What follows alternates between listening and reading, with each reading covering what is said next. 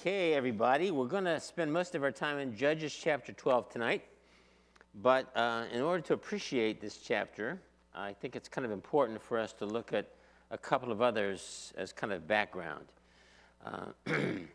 So let's do that first. Let's go to 1 Samuel chapter 8. Now, this occurs, obviously, later in Israel's history, what I'm about to read. 1 Samuel chapter 8. Verses 1 through 5, and then 19 and 20. 1 Samuel 8, 1 to 5, and then 19 and 20. When Samuel became old, he made his sons judges over Israel. The name of his firstborn son was Joel, and the name of his second, Abijah, and they were judges in Beersheba. Yet his sons did not walk in his ways, but turned aside after gain. Sounds kind of like Eli's sons, doesn't it? They took bribes and perverted justice. Then all the elders of Israel gathered together, and they came to Samuel at Ramah and said to him, "Behold, you are old, and your sons do not walk in your ways. Now appoint for us a king to judge us like the nations." So, in part at least, because of the character of Samuel's sons, the nation is pleading for a king. Okay, now go down to verses 19 and 20. Samuel, in the intervening verses, Samuel warns them about what a king will be like and all the stuff he's going to do and how he'll raise taxes and take your kids and all this. So after he tells them what it will be like, verse 19 and 20. But the people refused to obey the voice of Samuel, and they said, "No, but there shall be a king over us, that we may also be like all the nations, and that our king may judge us and go out before us and fight our battles." What forces brought the nation to make this request so strongly? Well, I'm sure part of it was Eli's sons along with Samuel's sons, and then Samuel's impending death. They knew he was old. So what was society like? Okay, go back to Judges now for just a minute, and I want us to look at a phrase that recurs through the remainder of the book on 4 occasions. Judges chapter 17 and verse 6. Partly explaining what is described in verses 1 through 5, but more than just that. We read in verse 6 of Judges 17, "In those days there was no king in Israel. Everyone did what was right in his own eyes." Okay, now go over to chapter 18. And verse 1, some other things have transpired. And so we read in chapter 18, verse 1, "In those days there was no king in Israel." And then, chapter 19, verse 1, "In those days there was no king in Israel." You kind of get the impression that there was no king in Israel, don't you, by now? And then chapter 21, verse 25, "In those days there was no king in Israel. Everyone did what was right in his own eyes." Two concepts that are conveyed in these phrases. First one, all 4 times, no king in Israel. Second one is there twice. Everybody did what was right in their own eyes. Now, if I rightly understand the flow of thought of Judges and 1 Samuel and what's going on there, Israel looks at the internal affairs of the nation, and they say, this is chaotic. We have no central authority. We don't really have an authority for the nation as a whole. We want a king. Furthermore, the text has told us that directly, I think, related to that is that everybody did what was right in their own eyes. Now, I've observed before that I think one of the current values of the book of Judges is that we live in an environment right now in the United States where everybody does what's right in their own eyes. And if you were to ask people who think and would be able to give you some sort of a justification for it, I think they would say, well, because there's no such thing as right and wrong, all of morality is a matter of opinion. There are no moral absolutes. So I think one of the current purposes for the book of Judges, for you and me, is for us to see what will happen in a social unit in which there are no moral absolutes that are recognized. Everybody will do what's right in their own eyes. Okay, with that in mind, let's go back to Judges chapter 12, and we'll look at the passage for this evening. It's a short passage. Does that mean the study will be short? I don't know. That remains to be seen. I never know when I start out. Somebody asked me years and years ago, how do you end when you're supposed to end? And the honest truth of the matter is, I never had any idea when I was going to end. I was going to march through the text, and whenever I ended. And so, you folks are going to be heirs of that. I'm going to go till I end, and when I end, I end. I don't think it will be that long, however. All right. Now, you remember, I hope in part, the story of Jephthah, which has, in the previous chapter or so. Now, we come to chapter 12, and we're not quite finished with Jephthah yet.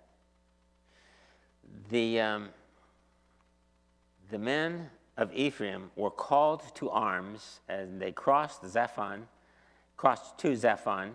and they said to Jephthah, "Why did you cross over to fight against the Ammonites," recorded in the previous chapter, "and did not call us to go with you? We will burn your house over you with fire." And Jephthah said to them, "I and my people had a great dispute with the Ammonites, and when I called you, you did not save me from their hand. And when I saw that you would not save me, I took my life in my hand and crossed over against the Ammonites, and the Lord gave them into my hand when they have period. Why then have you come up to me this day to fight against me?" Then Jephthah gathered all the men of Gilead and fought with Ephraim, and the men of Gilead struck Ephraim because they said, regarding the followers of Jephthah, "You are fugitives of Ephraim, you Gileadites, in the midst of Ephraim and Manasseh." The Gileadites captured the fords of the Jordan against the Ephraimites, and when any of the fugitives of Ephraim said, "Let me go over," the men of Gilead said to him, "Are you an Ephraimite?" When he said, "No," they said to him, "Then say Shibboleth." And he said Sibboleth, for he could not pronounce it right. Then they seized him and slaughtered him at the fords of the Jordan. At that time, 42,000 of the Ephraimites fell. Okay, what are we supposed to do with this in its historical context? Well, I think that one of the purposes for the book of Judges in this time period was to help the people of Israel know that they needed a great king, a good king, somebody who could judge regarding what was happening within the nation, because chaotic things like this were happening. It happened already in the book of Judges, and they will yet happen again. We need somebody who's really going to be the ruler of this nation, who can impose law and order. We all have heard, at least I have at my age, the expression, "That's like the Old West." And by that, the expression used to mean, well, everybody did what was right in their own eyes, and they also carried a six-gun to impose their viewpoint on other people. So there was no real rule of law. And there was no real rule of law here either. So let me go down through the verses again a bit more slowly. And I hope to show you what I mean by what I just said. The men of Ephraim were called to arms, and they crossed to Zaphon and said to Jephthah, "Why did you cross over to fight against the Ammonites and did not call us to go with you? We will burn your house down over you with fire." Now, back in chapter 8 of Judges, go back there for just a minute. Chapter 8 of Judges, verses 1, 2, and 3, we have something very similar. Let's go up to verse 24 of chapter 7. Now, a section of Israel is being attacked by the Midianites, and Gideon has been chosen by God to lead the defense. Verse 24, Gideon sent messengers throughout all the hill country of Ephraim, saying, "Come down against the Midianites and capture the waters against them, as far as Bethbara, and also the Jordan." So all the men of Ephraim were called out. They captured the waters as far as Bethbara, and also the Jordan. And they captured the two princes of Midian, Oreb and Zeb. They killed Oreb at the rock of Oreb, and the Zeb they killed at the winepress of Zeb. Then they pursued Midian, and they brought the heads of Oreb and Zeb to Gideon across the Jordan. Then the men of Ephraim said to him, having done that, Why is this that you have done, what is this that you have done to us, not to call us when you went out to fight against Midian? Now, he's referring to the fact that earlier on in chapter 7, Gideon summoned people from various sections of Israel, but he didn't invite the Ephraimites at the beginning. If you look at a map, you will see why. Because the battle started elsewhere, but it ended up near the territory of Ephraim. And so near the end, when the Ephraimites were close at hand, he summoned them to come and help him to finish the battle. So what happens next? Well, they accused him fiercely, and Gideon said to them, what have I done now in comparison with you? Is not the gleaning of the grapes of Ephraim better than the grape harvest of Abiezer? God has given into your hands the princes of Midian, Oreb and Zeeb. What have I been able to do in comparison with you? Then their anger against him subsided when he said this. Now, you may remember when we talked about that passage. Basically, he was using great diplomacy and humility to calm these crazy people down. And he was successful. Same kinds of people from the same general place, Ephraim, are here a second time. And they're angry again because they didn't get to come to the party, i.e. the battle. So they wouldn't have the glory and the praise of participating in winning the war. So they're very angry. And they come to Jephthah and they say to him, they don't say to him, let's sit down and hear why you didn't call us on time. They come to him and they say, we're going to burn your house down over you. Well, that's not the rule of law. I mean, that's like the Old West. Doesn't stop there because they actually try to do it. Jephthah said to them, I and my people had a great dispute with the Ammonites, and when I called you, you did not save me from their hand. Well, if you go back and carefully read, it is in Judges chapter 8 that he did summon the Ephraimites near the end of that battle. The book of Judges does not tell us that he summoned them in this case. Now, did he summon them and they didn't listen?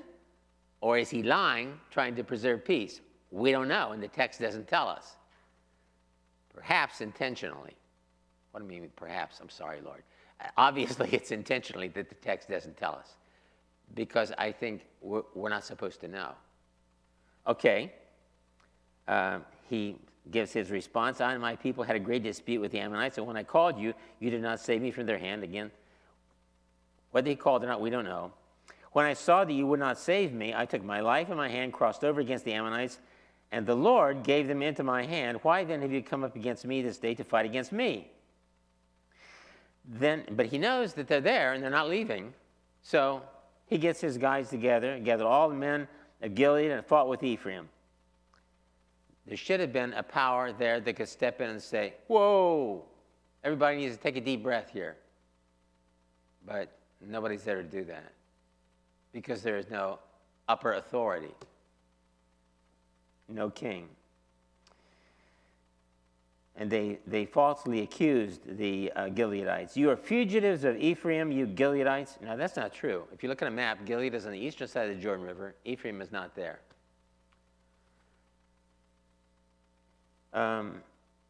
And the Gileadites captured the fords. You are fugitives of Ephraim, and you Gileadites in the midst of Ephraim and Manasseh. And the Gileadites captured the fords of the Jordan against the Ephraimites. And when any of the fugitives of Ephraim said, let me go over, the men of Gilead said to him, are you an Ephraimite? And when he said no, because he wanted to keep his life, they said to him, say Shibboleth. Now, here's what's going on. Well, if we had a map in front of us, which we do not, but in your imagination, imagine that this battle is going on the eastern side of the Jordan River.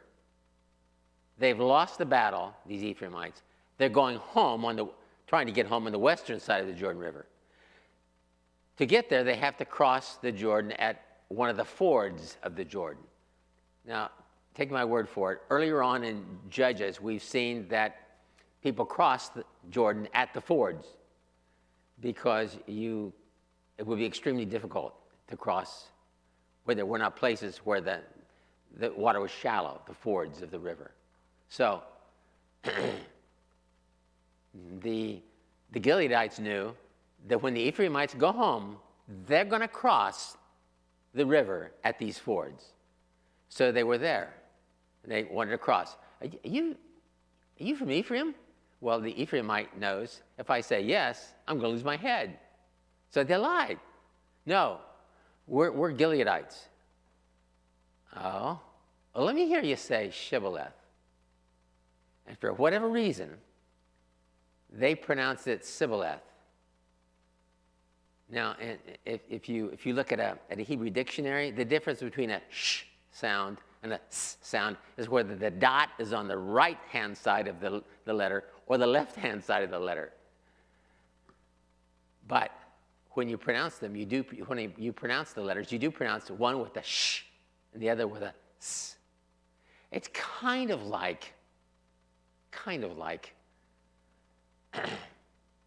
if you go to the wonderful land in which I was born, West Virginia, you probably don't pronounce the word C-R-E-E-K, creek.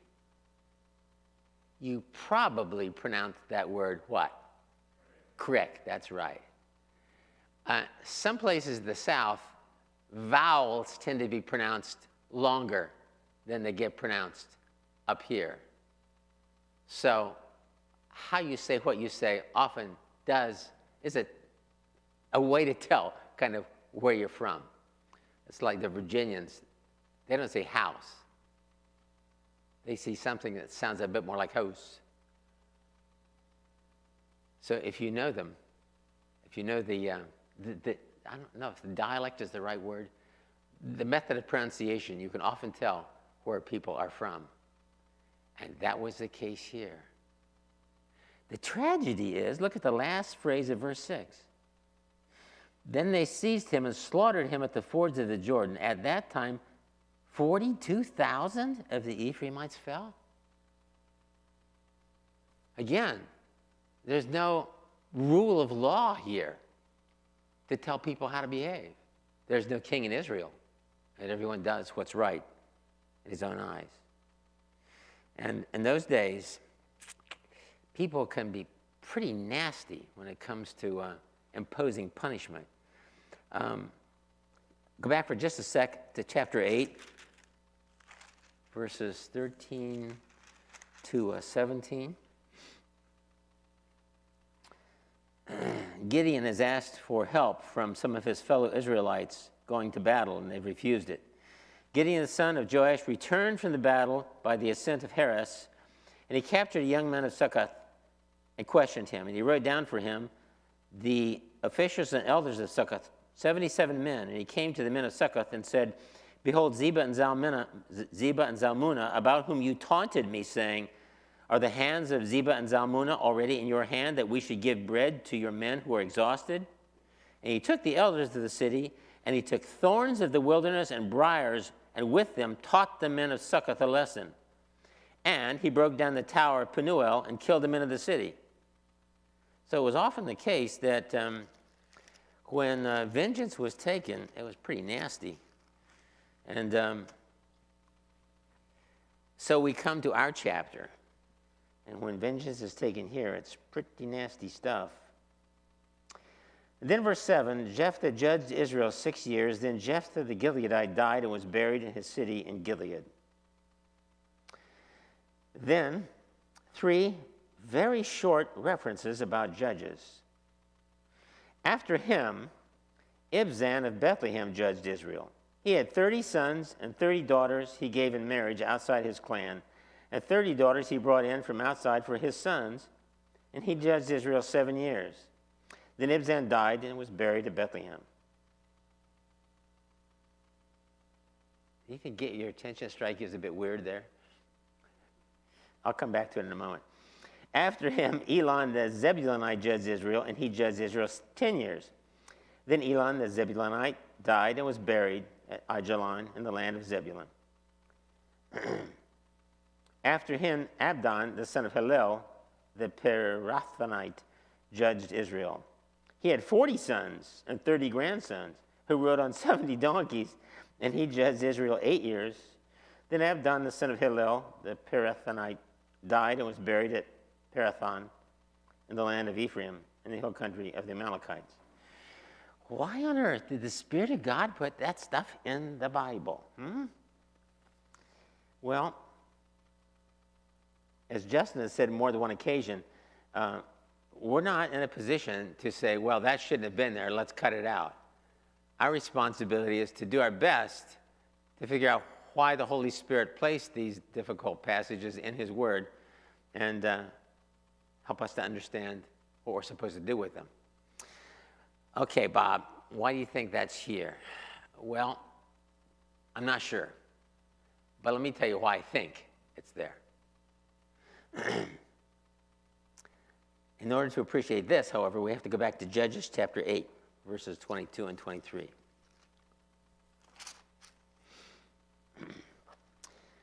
Gideon has been successful in delivering Israel from the Midianites. So we come to Judges chapter 8, verse 22. Then the men of Israel said to Gideon, "Rule over us, you and your son and your grandson also, for you have saved us from the hand of Midian." Now, when they say, "You rule over us, and your son rule over us, and your grandson rule over us," what does that bring to your mind? Yes, a king with descendants that are on the throne. Monarchy, yes. Gideon said to them, this may have been his very best line, "I will not rule over you, and my son will not rule over you. The Lord will rule over you." Now that's very good, wasn't it? The Lord will rule over you. I'm not going to be a king. I hope he based it on the fact that Deuteronomy has told us that Israel, when you get into the land and you want to select a king, you will select a king from among your people that I, God said, that I appoint. That I appoint. And of course, Gideon had not been appointed as a king. However, we don't have to go very far in chapter 8 before we find some things that are distressing. Look at, let's see. Well, let me start with the next verse, 24. Gideon said to them, "Let me make a request of you. Every one of you give me earrings from his spoil." For they had golden earrings because they were Ishmaelites. And they answered, "We will willingly give them." And they spread out a cloak, and every man threw in the earrings of his spoil. And the weight of the golden earrings that he requested was 1,700 shekels of gold, besides the crescent ornaments and the pennants and the purple garments worn by the kings of Midian, and besides the collars that were around the necks of their camels. And Gideon made an ephod of it and put it in his city in Ophrah. And all Israel whored after it there, and it became a snare to Gideon and to his family. So Midian was subdued before the people of Israel, and they raised their heads no more. And the land had rest for 40 years in the days of Gideon. But Jerubbaal, that's Gideon, the son of Joash, went and lived in his own house. Now Gideon had 70 sons, his own offspring, for he had many wives.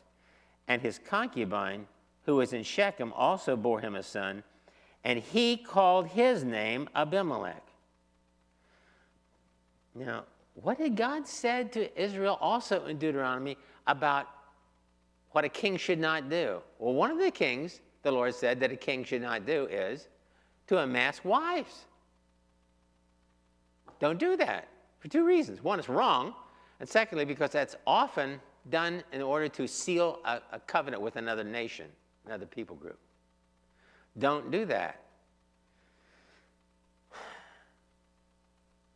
But he has 70 sons, his own offspring, for he had many wives. He has a concubine, and she bore him a son and called his name Abimelech. I think I'm the guy who did Judges chapter 8 a few weeks ago, and I forgot to mention something. Guess what the word Abimelech means in Hebrew? Let me give you a couple of hints. Ab means father, and the E sound is my, and Melech means king. Isn't that fascinating? That he would say, "I will not rule over you. The Lord shall rule over you." He fathers a child by a concubine, and he names the child, "My father is king."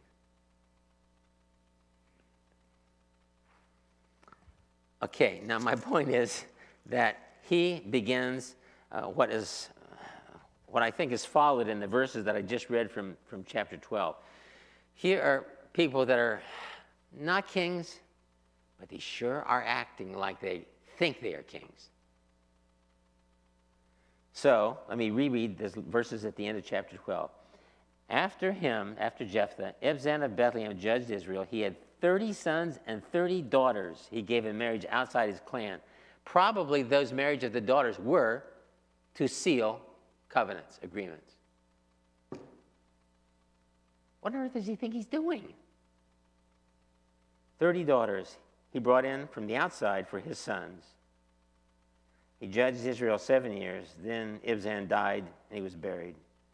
After him, Elon the Zebulunite judged Israel, and he judged Israel 10 years. Then Elon the Zebulunite died and was buried in Aijalon in the land of Zebulun. After him, Abdon the son of Hillel the Pirathonite, can't say that word, judged Israel. He had 40 sons and 30 grandsons, totaling 70, who rode on 70 donkeys. He judged Israel 8 years. What does the donkey thing have to do with anything? Well, it looks like donkeys in Israel's history were often the animals on which kings rode. 2 Samuel chapter 13, verse 29. 2 Samuel 13, verse 29. Reads, So the servants of Absalom did to Amnon as Absalom had commanded. Then all the king's sons arose, and each mounted his mule or donkey and fled. Sons of the king. Then 2 Samuel 16, verses 1 and 2. When David had passed a little beyond the summit, Ziba, the servant of Mephibosheth, met him with a couple of donkeys saddled, bearing 200 loaves of bread, 100 bunches of raisins, 100 summer fruits, and a skin of wine. And the king said to Ziba, Why have you brought these? Ziba answered, The donkeys are for the king's household to ride on, the bread and summer fruit for the young men to eat, and the wine for those who faint in the wilderness to drink. So the donkeys were there for the king's household to ride. So now back to chapter 12, verses 13 to 15. After him, Abdon, the son of Hillel, the Pirathonite, judged Israel. He had 40 sons and 30 grandsons who rode on 70 donkeys, and he judged Israel 8 years. Then Abdon, the son of Hillel, the Pirathonite, died and was buried at Pirathon in the land of Benjamin, and in the land of Ephraim, in the hill country of the Amalekites. So what I think we have here is guys that don't take the name of king, but they're trying to behave like a king. And the people of Israel see what's going on, and they say, we need a real king. We need a real king. And Eli comes along, and his sons are horrible. We need a real king. Samuel, you would think he would have known better, having been brought up in the company of Eli's sons, apparently doesn't know any better as a father. And his sons also are disrespectful and disobedient. And Israel says, we need a king.